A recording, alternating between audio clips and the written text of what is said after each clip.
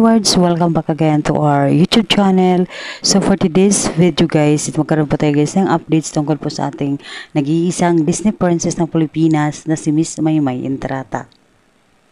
Yes guys, busy ngayon ang ating Maymay Entrata dahil nga kaliwat kanan po ang kanyang mga mall show ngayon dahil nga po sa kanyang bagong project po dahil nga siya nga po ngayon ang bagong Disney princess dahil nga sa Disney Snow White. Ayun nga ay pinopromote po ng Maymay Entrata ang kanyang Nasaan ang Hiling sa Filipino version po ng Snow White.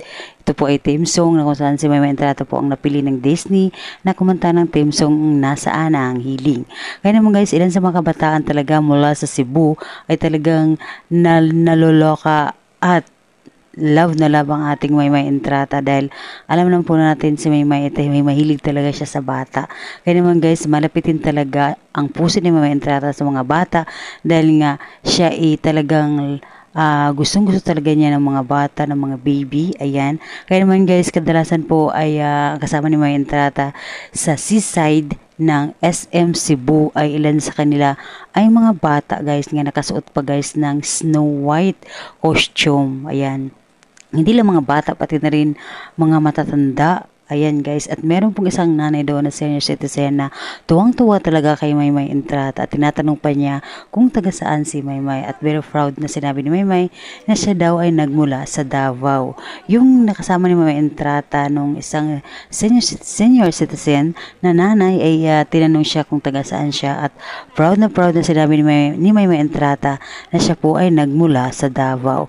Kaya naman guys, super tuwa po talaga ng nanay na yun dahil habang kumakanta si Miss Maymay Entrata ay talagang nakikinig siya at pinapanood niya si Maymay at super happy yung nanay na senior citizen dahil idol na idol niya itong si Miss Maymay Entrata.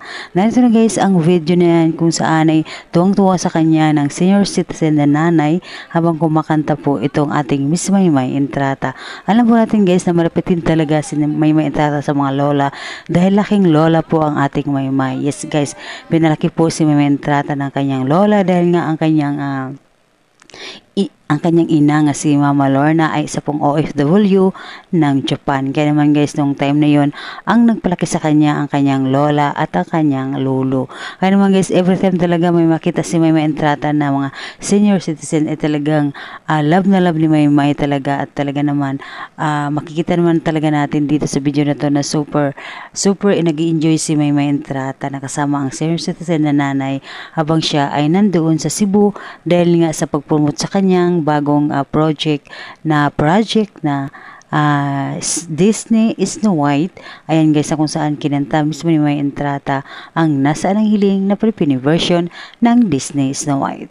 Diyan na guys aking updates at maraming salamat guys sa inyong lahat at see you the next vlog. Thank you and bye bye.